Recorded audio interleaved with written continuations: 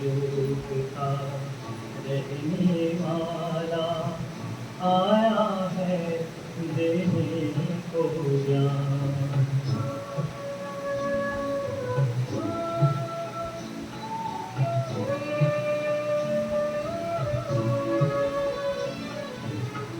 शांति धाम निवासी आया सच्चा मार्ग दिखाने। शांति धाम निवासी आया सच्चा मार्ग दिखाने। जन्मों जन्मों से जगती आत्माओं की प्यास बुझाने। सुन पाया वो बोला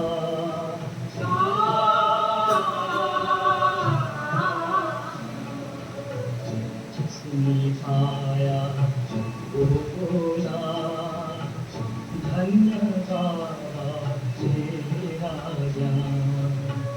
वो था ब्रह्मा के तन में, वो था ब्रह्मा के तन में, किसी किसी ने लिया पहचान। लोक का रहने वाला आया है लेने को ज्ञान।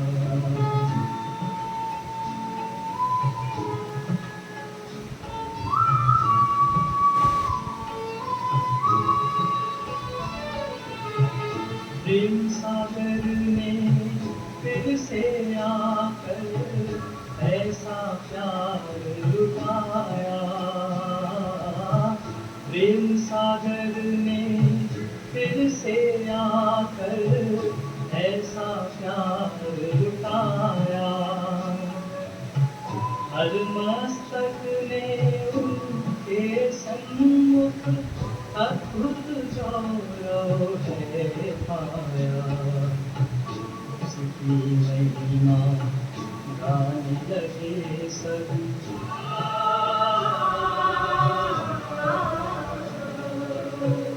उसकी महिमा गाने लगे सभी।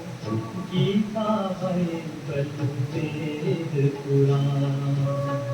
वो था ब्रह्मा के तन में, वो था ब्रह्मा के तन में, किसी किसी ने दिया पहचान। लोक का रहने वाला आया है देने को ज्ञान। आया है देने को ज्ञान। आया है देने को ज्ञान।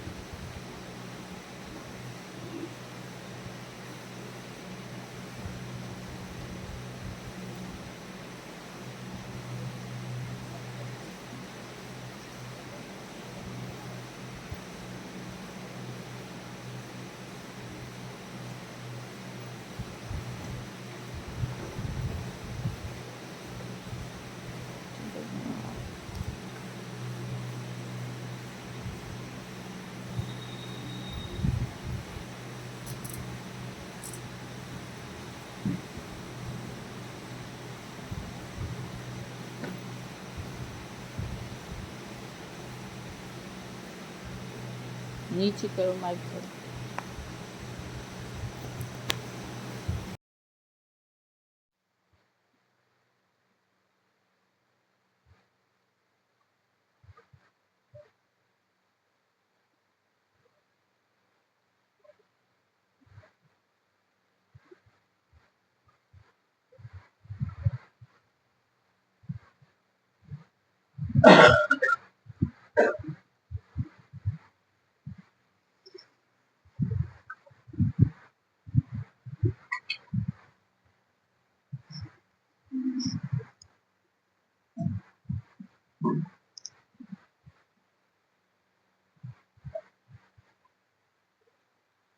ओम शांति।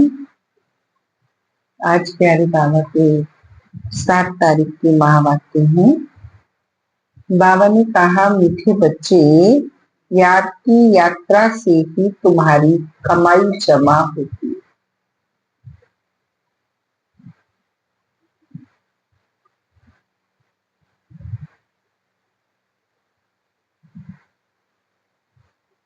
तुम घाटे से फायदे में आते हो।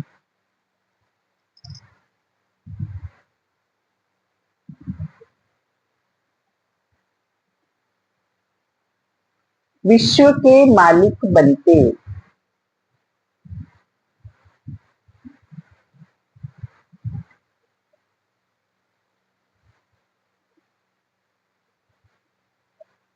आज के महावाक्यों का प्रश्न है, सत का संग तारे,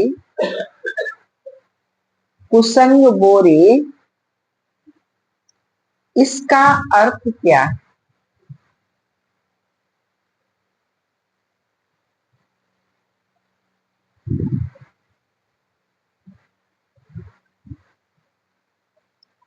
प्यारे बाबा ने उत्तर बताया, जब तुम बच्चों को सत्य का संग अर्थात बाप का संग मिलता है,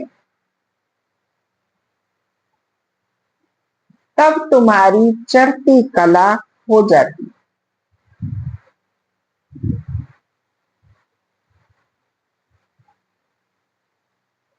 रावण का संग कुसंग है।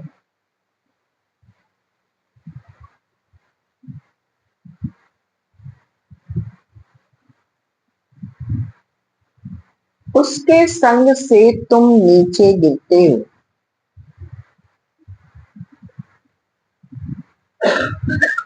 अर्थात रावण तुम्हें डुबोता है।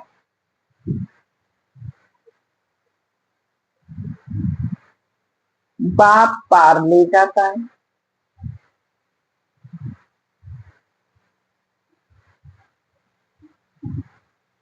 बाप की भी कमाल है।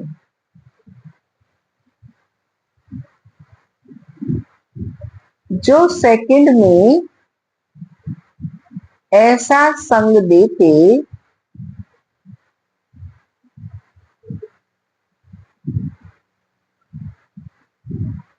जिससे तुम्हारी गति सदगति हो जाती है।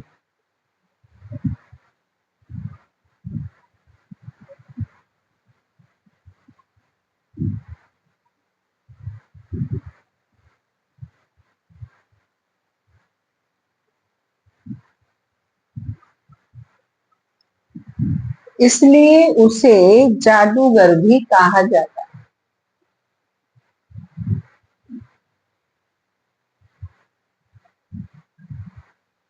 ओम शांति। बच्चे याद में बैठे थे। इसको कहा जाता है याद की यात्रा। बाप कहते हैं, योग अक्षर काम में न लाओ, बाप को याद करो। आप सबको याद हो, जब हम बाबा के मधुबन बेहद घर में गए थे तो रामलोचन भाई ने क्लास कराया था, याद, योग और तपस्या।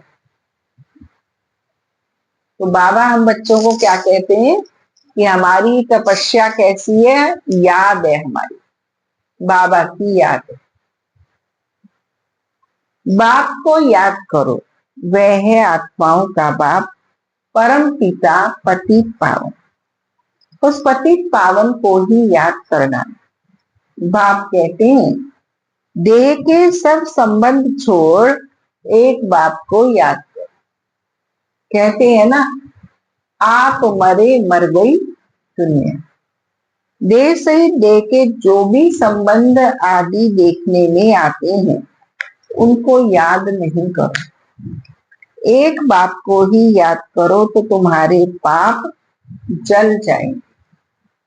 तुम जन्म जन्मांतर की पाप आत्माएं हो ना, यह है ही पाप आत्माओं की दुनिया। सतयुग है पुण्य आत्माओं की दुनिया। अब पाप सब कटकर पुण्य कैसे जमा हो? बाप की याद से ही जमा होंगे। आत्मा में मन बुद्धि है ना, तो आत्मा को बुद्धि से याद करना है। बाप कहते हैं तुम्हारे जो भी मित्र संबंधी हैं उन सबको भूल जाओ, वे सब एक दो को दुख देते हैं। एक पाप करते हैं जो काम कटारी चलाते हैं, दूसरा पाप फिर क्या करते हैं? जो बाप सर्व का सदगति दाता है, बच्चों को बेहद का सुख देते हैं, अर्थात स्वर्ग का मालिक बनाते हैं, उसे सर्वव्यापी कह देते। ये पाठशाला है, तुम आए हो यहाँ पढ़ने। यह लक्ष्मी नारायण है तुम्हारी एम ऑब्जेक्ट, और कोई ऐसे कह ना सके। तुम जानते हो अभी हमको पवित्र बन पवित्र दुनिया का मालिक बनना है। हम ही विश्व के मालिक थे, पूरे 5000 वर्ष हुए। देवी देवता विश्व के मालिक है ना, कितना उच्च पद है। जरूर ये बाप ही बनाएंगे। बाप को ही परमात्मा कहते हैं, उनका असल नाम है, बाप को ही परमात्मा कहते हैं, उनका असल नाम है शिव। फिर बहुत नाम रख दिए, जैसे बॉम्बे में बबुलनाथ का मंदिर है, अर्थात कांटों के जंगल को फूलों का बगीचा बनाने वाला है। नहीं तो उनका असली नाम एक ही शिव है। इनमें प्रवेश करते हैं तो भी नाम शिव ही है। बाकी इन ब्रह्मा को याद नहीं करना, यह तो देहधारी है। तुमको याद करना है विदेही को।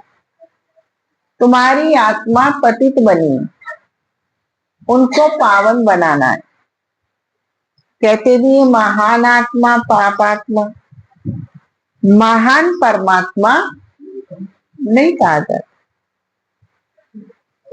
अपने को आत्मा व ईश्वर भी कोई कह ना सके, कहते भी ये महात्मा पवित्र आत्मा। सन्यासी सन्यास करते हैं, इसलिए पवित्र आत्मा है। बाप ने समझाया है, वह भी सभी पुनर्जन्म लेते हैं। देहधारियों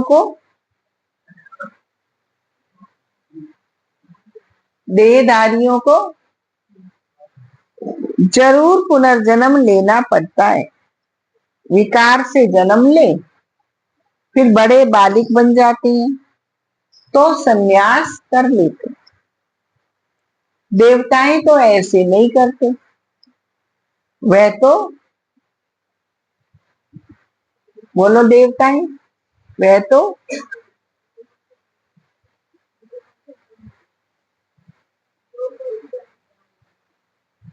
तो निर्विकारी। देवताएं तो ऐसे नहीं करते, वह तो एवर पवित्र है। बाप अभी तुमको आसुरी से देवी बनाते। दैवी गुण धारण करने से दैवी संप्रदाय बनेंगे। दैवी संप्रदाय रहते हैं सतयुग में, और आसुरी संप्रदाय रहते हैं कलयुग में। अभी है, अभी कौन सा युग है? संगम युग। अब तुमको बाप मिलाए, कहते हैं अब तुमको फिर दैवी संप्रदाय बनना है। संगम पर तुम क्या बन रहे हो नहीं देवी देवता, तुम थे देवी देवता, फिर तुमने अपना देवत्व खो दिया, तमोप्रधान बन गए, शूद्र बन गए। अब फिर से बाबा संगम युग पर तुम्हें शूद्र से ब्राह्मण, ब्राह्मण से देवता, बिना ब्राह्मण बने देवता बन नहीं सकते। अब तुमको फिर देवी संप्रदाय बनना है जरूर। तुम यहाँ आए हो, तुम यहाँ आए हो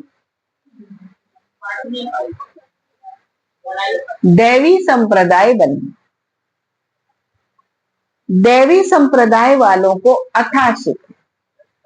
इस दुनिया को कहा जाता है हिंसक। देवताएं हैं अहिंसक। बाप कहते हैं मीठे मीठे रूहानी बच्चों, बाप को याद करो। तुम्हारे जो गुरु लोग हैं वह भी सब देहधारी हैं। अभी तुम आत्माओं को परमात्मा बाप को याद करना है। सुख तब मिलेगा जब तुम पुण्य आत्मा बनेंगे। 84 जन्मों के बाद ही तुम पाप आत्मा बन जाती। अभी तुम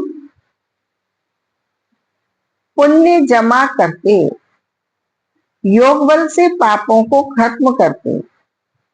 इस याद की यात्रा से ही तुम विश्व के मालिक बनते हो। तुम विश्व के मालिक थे सही ना? तुम विश्व के मालिक थे तो सही ना? वे फिर कहाँ गए? यह भी बाप ही बताते। कहाँ गए संजय भैया विश्व के मालिक? और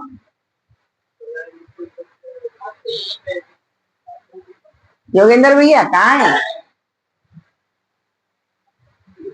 कहीं नहीं है, जीरो। गर्दन किस बात को हिला रहे हो? क्या नहीं पता? क्या प्रश्न है?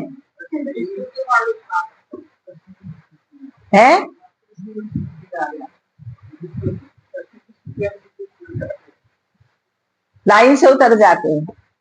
मुरली सुनने का तरीका होता है, मुरली में ही चलना होता है। मुरली में आगे पीछे नहीं चलना होता, क्योंकि ये मुरली किसकी है? भगवान की। अगर हमने भगवान की मुरली में अपना चिंतन चलाया तो क्या हो जाएगा? मनमत हो जाएगी। सागर की लहरों में लहराएंगे नहीं, एब्सेंट हो गए। बाबा कह रहे हैं तुम विश्व के मालिक थे तो सही ना? अब कहाँ गए विश्व के मालिक?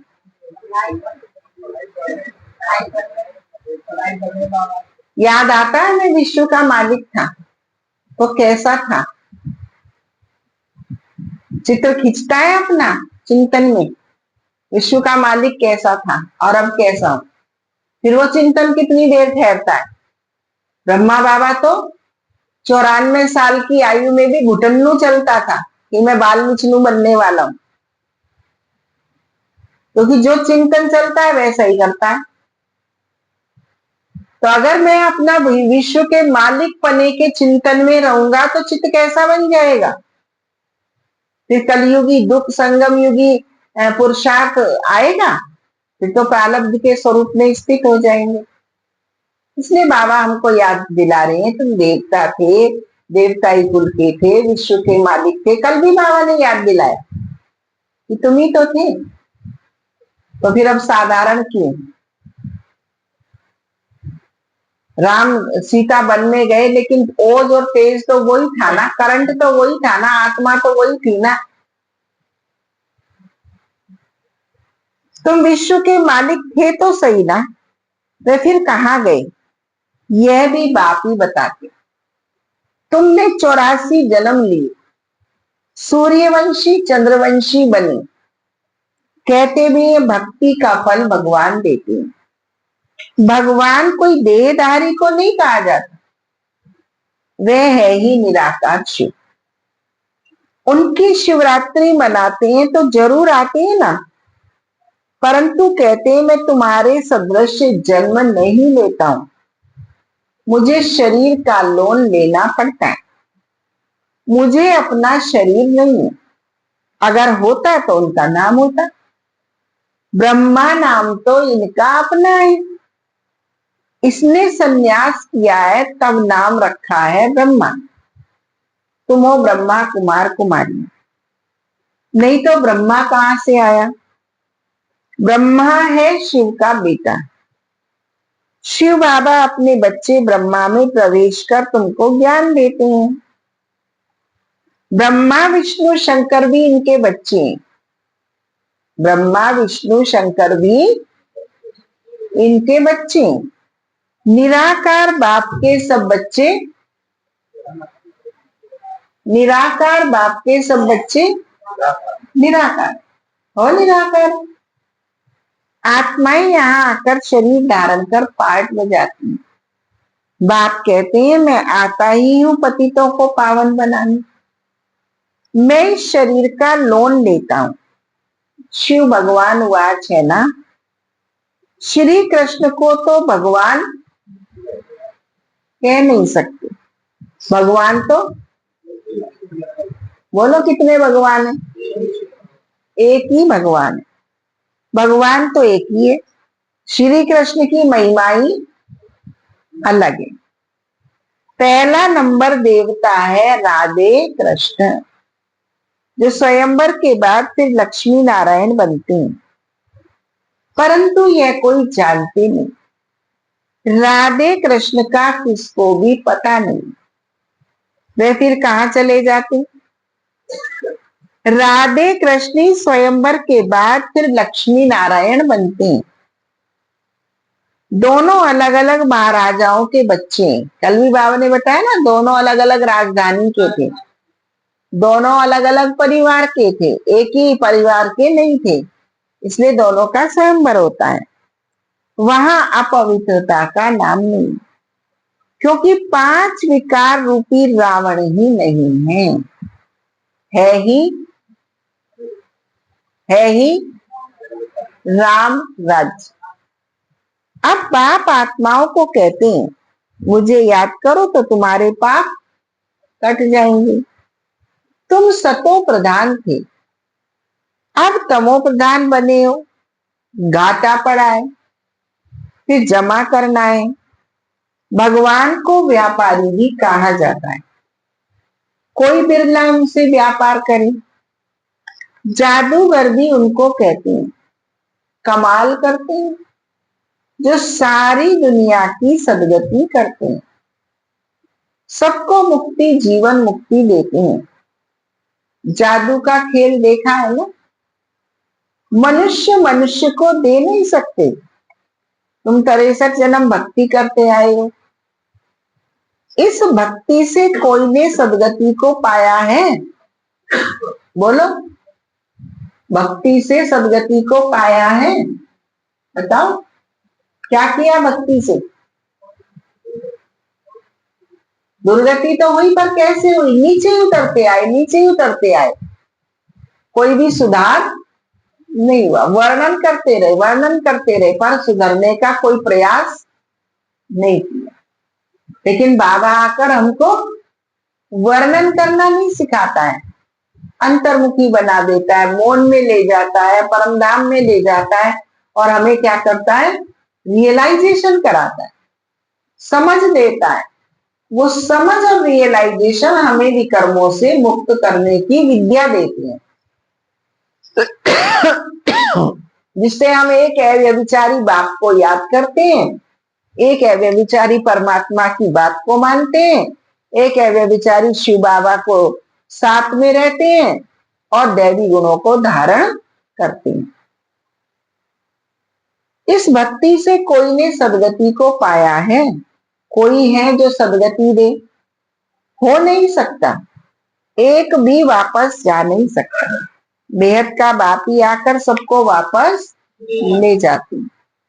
कलयुग में अनेक राजा हैं, वहां तुम थोड़े राज्य करते हो, बाकी सब आत्माएं मुक्ति में चली जाती।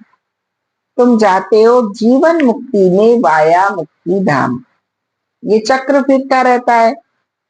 अभी तुम आत्माओं को दर्शन हुआ है सृष्टि चक्र का, रचयिता रचना के आदि मध्य अंत का।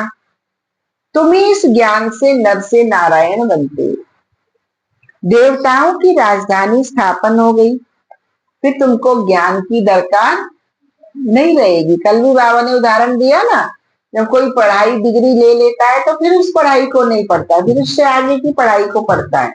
वैसे ही तुम बच्चे भी जब तक देवी देवता नहीं बनते हो तब तक ये पढ़ाई पढ़ रहे हो। जब देवी देवता की डिग्री मिल जाएगी तब तुम्हारी ये पढ़ाई, पढ़ाने वाला परमधाम चला जाएगा, पढ़ाई बंद हो जाएगी। भक्तों को भगवान ने फल दिया, आधा कल्प सुख का। फिर रावण राज्य में दुख शुरू होता है। आहिस्ते आहिस्ते सीढ़ी उतरती। तुम सतयुग में हो तो भी एक दिन जो बीता सीढ़ी उतरनी होती है। तुम 16 कला संपूर्ण बनते हो, फिर सीढ़ी उतरते ही रहते हो। सेकंड बाय सेकंड टिक टिक होती है, उतरते ही जाते हैं। समय बीतते बीतते इस जगह आकर पहुंचे। वहां भी तो ऐसे ही घड़ियां बीतती जाएंगी। हम सीढ़ी चढ़ते हैं एकदम फट से, फिर सीढ़ी उतरनी ही है जू मिसल। बाप कहते हैं मैं सर्व का सदगति करने वाला हूं। मनुष्य मनुष्य की सदगति कर न सके क्योंकि वे विकार से पैदा होते हैं, पतित हैं। वास्तव में श्री कृष्ण को ही सच्चा महात्मा कह सकते हैं। माता पिता कितने शुभ चिंतक होते हैं, लेकिन 18-21 साल तक वो भी आप समान उनको पतित बना देते हैं। कोई भी गति सदगति कर न सके। जो उनके पास है विषय विकारों का वर्षा, वो उन्हें दे देते हैं। ये महात्मा लोग तो फिर भी विकार से जन्म ले फिर संन्यास करते हैं। वास्तव में श्री कृष्ण को ही सच्चा महात्मा कह सकते हैं। यह महात्मा लोग तो फिर भी विकार से जन्म ले फिर संन्यास करते हैं।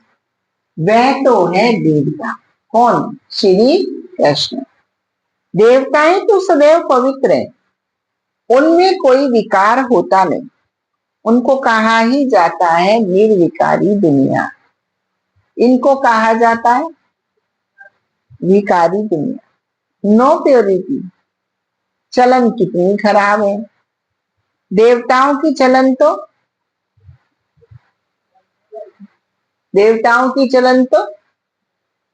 प्रेम बहन,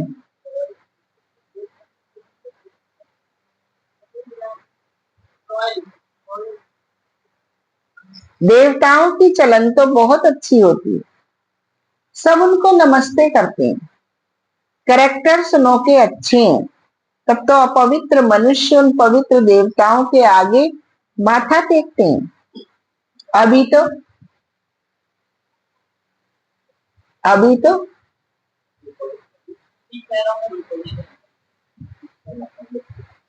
तो लड़ना झगड़ना क्या क्या लगा पड़ा है। आज एक दूसरे के से मिलेंगे तो कैसे मिलेंगे? पहले खुश होते थे, गले मिलते थे, हाथ जोड़ते थे, मुस्कुराते थे। आज कैसे मिलते हैं? ऐसे बगल से निकल जाएंगे और बगल से निकलते हुए धीरे से कुछ बोल देंगे। ना कोई मुस्कुराएगा, ना कोई देखेगा, ना कोई हाथ जोड़ेगा, ना कोई पांव छुएगा, ना कोई पांव छुआएगा। कोई छूना भी नहीं चाहता, कोई छुआना भी नहीं चाहता। छुआना तो ये नहीं चाहते, मन में तो कोई श्रद्धास्था है नहीं। ऐसे टिच टिच करने से क्या फायदा? वो ये करते हैं और क्या करते हैं। पंजों तक तो कोई जाता ही नहीं है, घुटनों तक ही रह जाता है। और उसमें भी वो ये चाहते हैं कि हमें वो गले लगाए, हमें वो, हमारा मन भरा होता है उन्हों के उपकार कर करके थक चुके होते हैं और वो हम अधिकार दे दे के थक चुके होते हैं और वो अपना कर्तव्य कुछ करते नहीं। हमारा मन तो इन बातों से भरा होता है और उनका मन इस बात से भरा होता है, देख मैंने पांव छुए, मुझे आशीर्वाद, मुझे गले नहीं लगाया, मुझे आशीर्वाद नहीं दिया, मुझे प्यार नहीं किया, मुझे सम्मान नहीं दिया। वो अलग मांगते होते हैं, वो अलग मांगते होते हैं। तो वो पांव छूना ना छूना, बगल से निकल के सड़क के चले जाते, देखा अनदेखा करके चले जाते। तो क्या हो गया है? लड़ना झगड़ना हो गया। मुस्कुरा के तो कोई मिलना ही नहीं चाहता कि मैं मुस्कुराया तो 2 काम और मिल जाएंगे, इसलिए चुपचाप से कट जाते। देखा नहीं था, तुम्हारे सामने से तो गुजरा था। अगर कहोगे तो ये जवाब और मिल जाएगा। इसलिए अपने मन को प्रभु में लगा के रखो, ना इच्छा रखो, ना अच्छा कहो। अभी तो लड़ना झगड़ना क्या लगा पड़ा है, बड़ा हंगामा है। कल एक बहन मुझे बता रही, जब वे मुझे सामने दिख जाती थी, नजदीक आ जाती थी, तो मैं ओम शांति कर लेती थी। ऐसे तो दूर दूर से तो वो दिखती रहती थी, पर मैं ओम शांति कब करती थी? पहले तो दिखते ही भक्के जाते थे। आज तो वो चीज खत्म हो गई। आज तो जब नजदीक आएंगे, बिल्कुल कंधे से कंधा मिल ही जाएगा, तो यूं कर लेंगे, नहीं तो कोई जरूरत ही नहीं है। अभी तो रहने की भी जगह नहीं। पहले नियम होते थे कि नहीं, हर बड़े जो होते हैं हर हाल में बड़े होते हैं, उन्हें ईश्वर ने हमारा बड़ा बनाया है, उनके प्रति आदर सत्कार, उनके द्वारा ईश्वर हमें कुछ देता है, इसलिए बड़ों का सम्मान करना अनिवार्य है। हम अपने नजरिए से बड़ों को ना देखें, भगवान ने बड़ों को बड़ा बनाया है, इसलिए हम उनसे उस भाव से देखें। तो उससे श्रद्धा आस्था विश्वास बनता था। आज तो श्रद्धा आस्था विश्वास परम धाम में बैठ के आंसू बहा रही, कहीं है ही नहीं। अभी तो रहने की भी जगह नहीं। चाहते हैं मनुष्य कम हो, परंतु यह तो बाप का ही काम। और हर व्यक्ति पीड़ित है इस बीमारी से, कोई भी वंचित नहीं है इस बीमारी से, क्योंकि बाबा के घर में तो ये बीमारी है नहीं, लेकिन बाबा के घर से बाहर निकलते ही तो हर घर में, हर परिवार में, हर मन में, हर जगह बैठी हुई है ये बीमारी।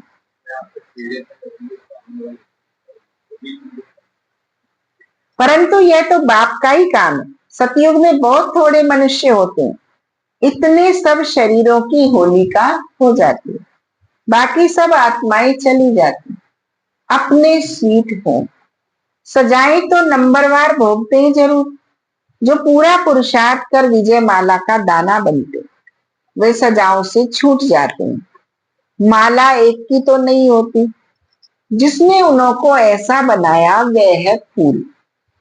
माला सिर्फ एक दाने की तो नहीं होती है, अनेक दाने होते हैं माला में, और हर दाना दाने से मिला हुआ होता है ना। हम अकेले पुरुषार्थ करते हैं तो कैसा होता है, और हम सब मिलके योग करते हैं, हम सब मिलके पढ़ाई पढ़ते हैं, हम सब मिलके कोई वर्कशॉप करते हैं, धारणा करते हैं, तो उसमें उमंग उत्साह खुशी अलग होती है, उसमें आलस्य अलबेलापन निकल जाता है। अकेले में तो आलस्य अलबेलेपन के आने की गुंजाइश रहती है। तो बाबा कहते हैं ये दाना, माला ऐसे नहीं बनती, दाने से दाना मिलकर अलग भी है और मिला हुआ भी है, न्यारा भी है और प्यारा भी है, इसका अर्थ है ये। फिर बाबा कहते हैं जो माला का दाना बनाने वाला है, माला में इसका बनाने वाले का यादगार फूल है। फूल को हम सब क्या करते हैं, अपनी कर्मेंद्रियों से छूते हैं, क्योंकि फूल जो शिव बाबा है, उसमें उसकी श्रीमत, उसकी आज्ञा, उसकी शक्ति से हमारी प्रत्येक कर्मेंद्रिय शुद्ध शांत पवित्र बनी। इसलिए हम उस फूल को अपने मस्तक से लगाते हैं। मस्तक से लगाना माना बाबा की हर बात को अंगीकार स्वीकार करना। नेत्रों को शुद्ध कमल पुष्प, कमल नेत्र बनाया तो नेत्रों पे लगाते हैं, कंठ पे लगाते हैं, हस्तों पे लगाते हैं, हाथ जोड़ते हैं, क्योंकि शिव बाबा ही ये सारे कार्य हमारी कर्मेंद्रियों के मन बुद्धि के करते हैं। उनको ऐसा बनाया वह है फूल। फिर है मेरू। मेरू माना जुड़ा हुआ दाना, जो प्रवृत्ति मार्ग का प्रतीक है। तो जोड़ी की माला है, सिंगल की माला नहीं होती, सन्यासियों की माला होती है। पहले फूल होता है, फिर दोनों धागे जुड़े हुआ, दोनों मोती में पिरे होते हैं, फिर उन वहां से दो धागों से दोनों मेरू से निकल के अलग अलग दाने, अलग अलग धागे चलती, ऐसे माला बनती है। सन्यासियों की माला होती है, वह है निवृत्ति मार्ग वाले, वह प्रवृत्ति मार्ग वालों को ज्ञान दे ना सके। पवित्र बनने के लिए उनका है हठ का संन्यास, वह है हठ योगी। यह है राजयोग। राजाई प्राप्त करने के लिए बाप तुमको ये राजयोग सिखलाते हैं। बाप हर 5,000 वर्ष बाद आते हैं। आधा कल्प तुम राजाई करते हो सुख में, फिर रावण राज्य में आहिस्ते आहिस्ते तुम दुखी हो जाते हो। इसको कहा जाता है दुख सुख का खेल, सुख दुख का खेल। तुम पांडवों को जीत पहनाते हैं, तुम पांडवों को जीत पहनाते हैं। अब तुम हो पंडित, घर जाने की यात्रा कराते हो। वह यात्राएं तो मनुष्य जन्म जन्मांतर करते आए। अब तुम्हारी यात्रा है, अब तुम्हारी यात्रा है, बोलो, अब तुम्हारी यात्रा है राम सिंह भाई, तुम्हारी यात्रा है घर जाने। आज बाबा की मेन हेडलाइन ही क्या है? घड़ी घड़ी घर याद आता है, परम धाम में बुद्धि जाती है। अब तुम्हारी यात्रा है घर जाने। बाप आकर सबको मुक्ति, जीवन मुक्ति का रास्ता बताते हैं। तुम जीवन मुक्ति में, बाकी सब मुक्ति में चले जाएंगे। तुम जीवन मुक्ति में जाएंगे, बाकी सब मुक्ति में चले जाएंगे। हाहाकार के बाद फिर जय जयकार हो जाती है। अभी है कलयुग का अंत, आफतें तो बहुत आने की हैं। फिर उस समय तुम याद की यात्रा में रह नहीं सकेंगे, क्योंकि हंगामा बहुत हो जाएगा। इसलिए बाप कहते हैं अब याद की यात्रा को बढ़ाते जाओ तो पाप भस्म हो जाए, और फिर जमा भी करो, सतो प्रधान भी बनो। बाप कहते हैं मैं हर कल्प के पुरुषोत्तम संगम युग पर आता हूं। यह तो बहुत छोटा सा ब्राह्मणों का युग है। ब्राह्मणों की निशानी, ब्राह्मणों की निशानी कहाँ है? तुम्हारी चोटी एक जय सिंह के है और तो किसी के है नहीं। अच्छा तुम्हारे भी है? सुभाष भैया के भी सबने कटा दी। अच्छा तो जमी भ्राता ही जल्दी पकड़ में आ जाती है बाबा के। भाइयों की छोटी है तो कम पकड़ में आते हैं। ब्राह्मणों की निशानी चोटी है। ब्राह्मण, देवता, क्षत्रिय, वैश्य, शूद्र, ये चक्र फिरता ही रहता है। ब्राह्मणों का बहुत छोटा कुल होता है। इस छोटे से युग में बाप आकर तुमको पढ़ाते हैं।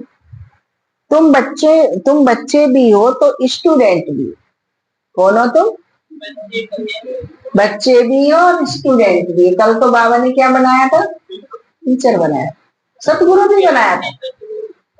कल बाबा ने बाप, टीचर, सतगुरु तीनों अधिकार दे दिए। फॉलोअर्स भी है, एक किंग है। ऐसा कोई मनुष्य होता नहीं जो बाप भी हो, शिक्षा देने वाला टीचर भी हो, सृष्टि के आदि मध्य अंत का ज्ञान देता हो, फिर साथ में भी ले जाए। ऐसा कोई मनुष्य हो ना सकता। आपके पिताजी ने पढ़ाया आपको? मास्टर जी थे तो तुम्हें नहीं पढ़ाया। देख लो, हमारा बापू जी ऐसा है जो टीचर बन के पढ़ाता है। ये बातें अभी तुम समझते। जरूरी नहीं है कि टीचर ने अपने बच्चे पढ़ाए हो, लेकिन पारलौकिक परमात्मा बाप ऐसा टीचर है जो बच्चों को पढ़ाता है। ये दुनियावी पिता में और पारलौकिक पिता में अंतर है। ये बातें अभी तुम समझते। हाँ, सतयुग में भी पहले पहले बहुत छोटा झाड़ होता है, बाकी सब शांति धाम में चले जाएंगे। बाप को कहा जाता है सर्व का सदगति दाता। बाप को बुलाते हैं हे पति पावन बाबा आओ। दूसरे तरफ फिर कहते हैं परमात्मा कुत्ते, बिल्ली, पत्थर, ठिक्कर सब में बेहद के बाप का अपकार करते हैं। ऐसा कहकर बेहद के बाप का अपकार करते हैं। बाप जो विश्व का मालिक बनाते हैं उनको डिफेंड करते हैं। इसे ही कहा जाता है अब बताएगा उसे इनाम मिलेगा। इसे ही कहा जाता है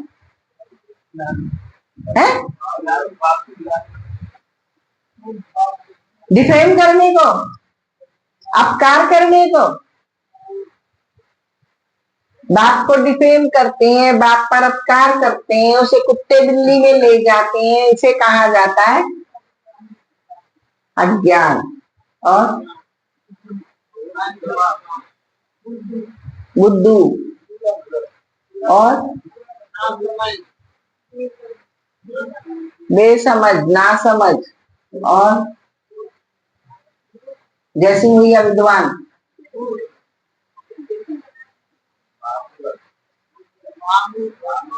महामूर्ख और है धर्म गिलानी। और आज की मुरली के अनुसार बताओ है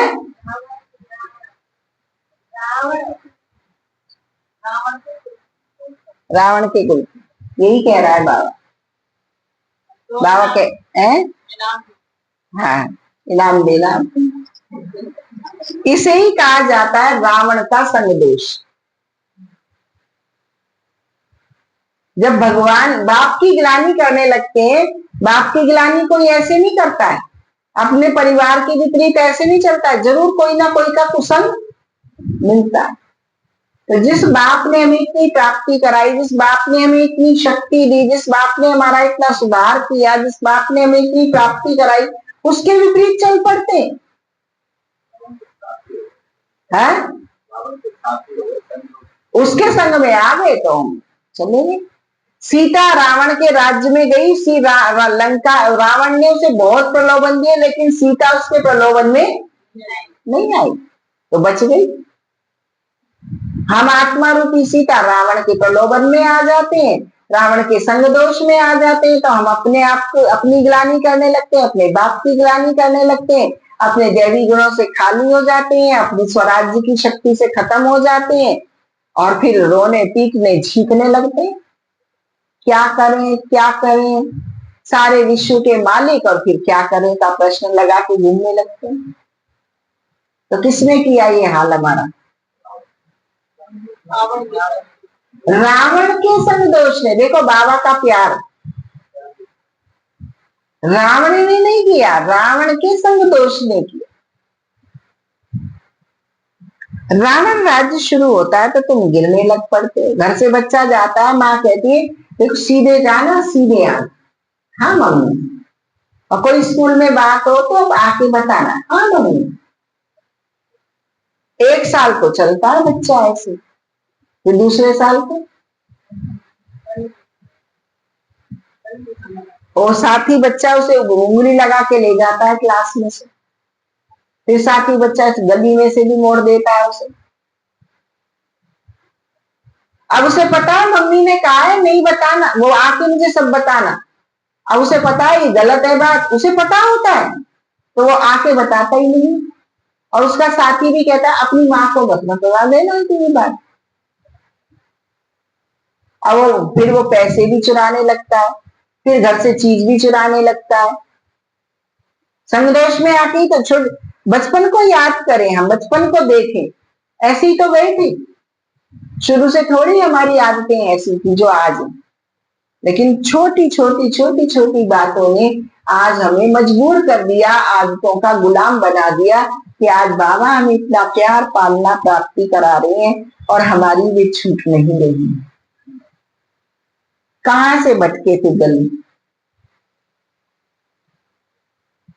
बाप आकर के तुम्हारी चढ़ती कला करते हैं, बाप आकर मनुष्य को देवता बनाते हैं तो सर्व का भला हो जाता है।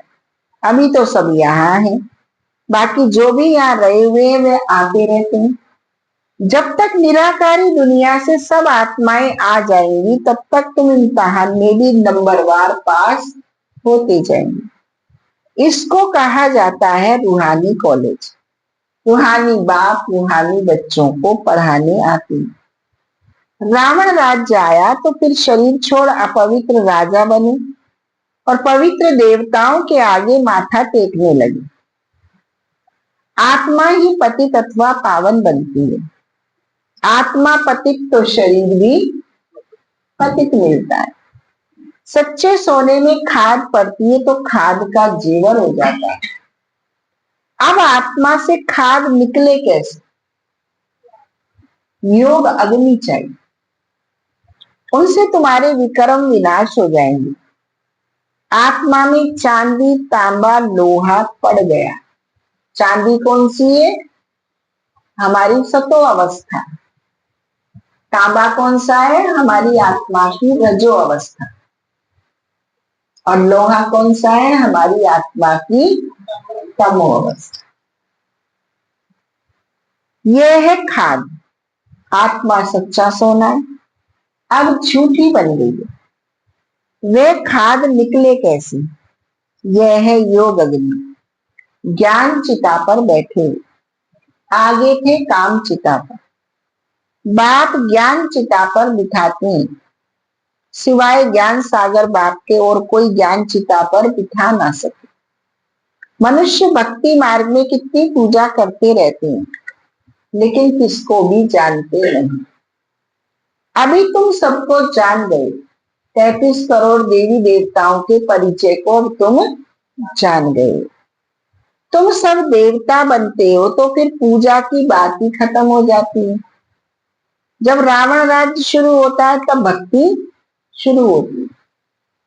जब रावण राज्य शुरू होता है तब भक्ति शुरू होती है। अच्छा, मीठे मीठे सिकिलबे बच्चों प्रति माता पिता बाप दादा का याद प्यार और गुड मॉर्निंग। रूहानी बाप की रूहानी बच्चों को नमस्ते। हम रूहानी बच्चों की रूहानी माता पिता बाप दादा को नमस्ते नमस्ते नमस्ते।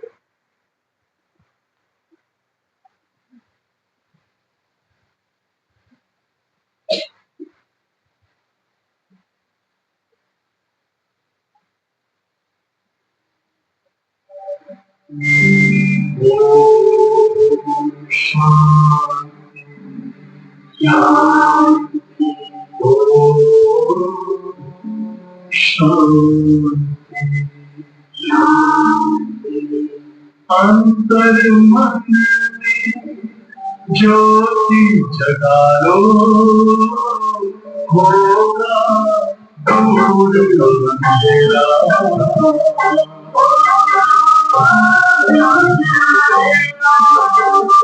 शिव का करो नाम पारो, पावन पुण्य सवेरा।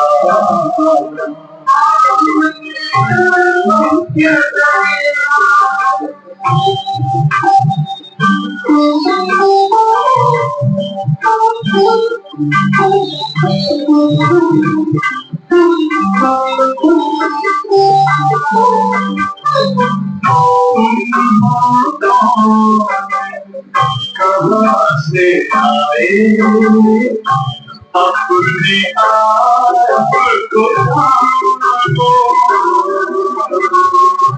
राज योग के द्वारा खुलना वर्ग पिता पहचानो।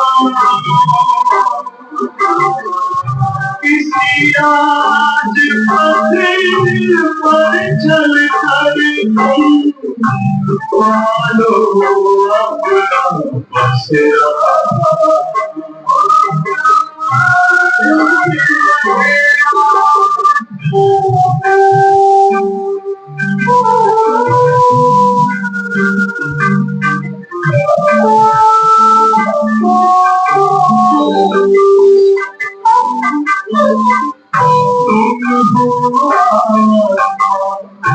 तन थे प्यारे परमात्मा को प्यारे, दिव्य गुणों को धारण करके योगी बनो तुम्हारे।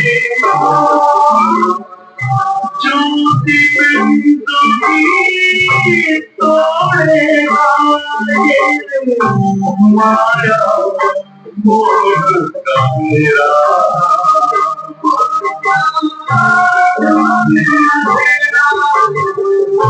अंतर मन जो भी जगा लो होगा दूर मेरा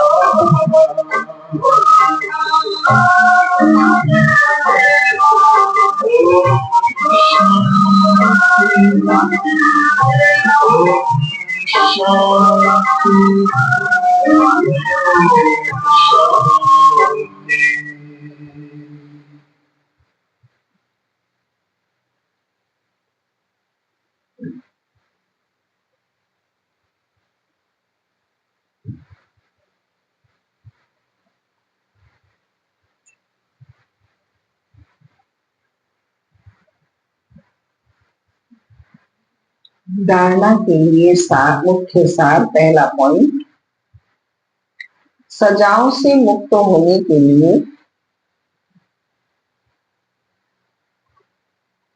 विजय माला का दाना बनने का पुरुषार्थ करना।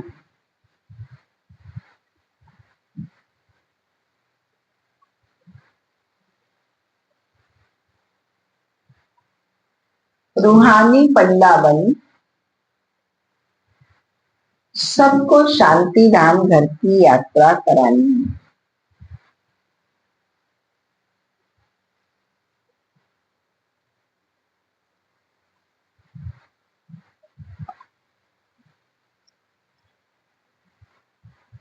दूसरा पॉइंट,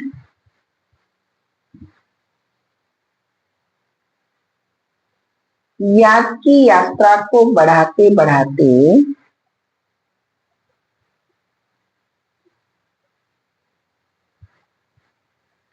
सब पापों से मुक्त हो जाना है।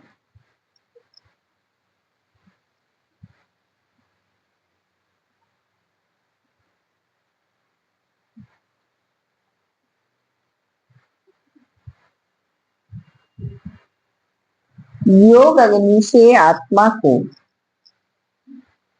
सच्चा सोना बनाना है।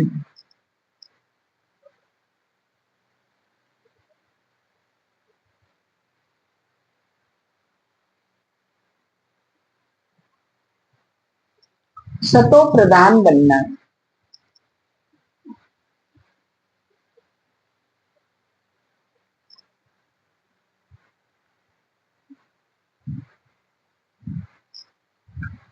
आज सतगुरु बाबा ने हम बच्चों को वरदान दिया,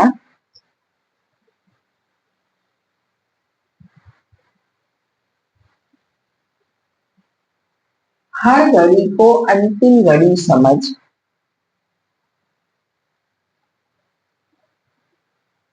सदा एवर रेडी रहने वाली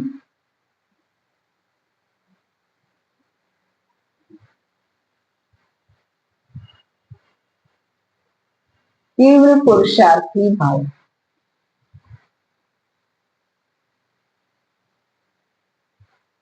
हर घड़ी को अंतिम घड़ी समझ सदा एवर रेडी रहने वाले तीव्र पुरुषार्थी भाव। अपनी अंतिम घड़ी का कोई भरोसा नहीं। हाँ, देखा अपनी क्लास में मंजू बहन आया करती थी, मंजू अग्रवाल, और अच्छी भली थी। 3 दिन बुखार आया और चली गई। सिर्फ अब की बात नहीं है, पुरानी बात है, हो गए उनको तो 6-7 साल, लेकिन 3 दिन बुखार आया बस। 3 दिन आ भी गया, चली भी गई। किसी को विश्वास ही नहीं हुआ। हस्त पुष्ट तंदुरुस्त, खेलती खाती। कोरोना से पहली बात है, नॉर्मल बुखार आया, साधारण, एडमिट भी करा दिया, सब कुछ हो गया, लेकिन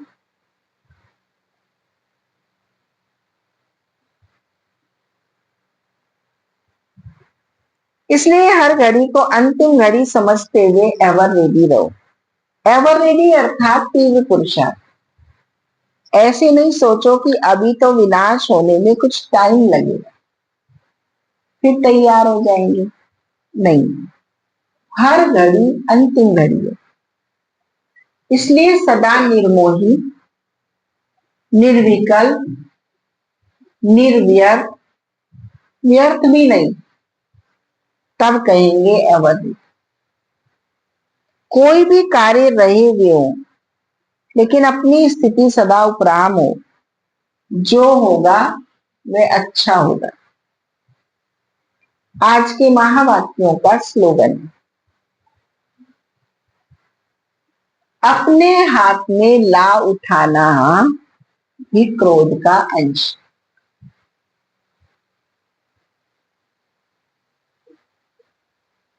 अपने हाथ में ला उठाना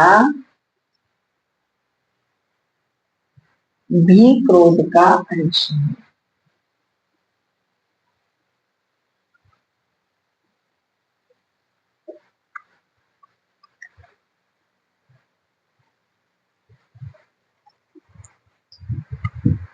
कुछ लाभ मिल रहा है व्यक्त वाणियों से? कुछ मन की स्थिति बन रही है व्यक्त वाणियों से?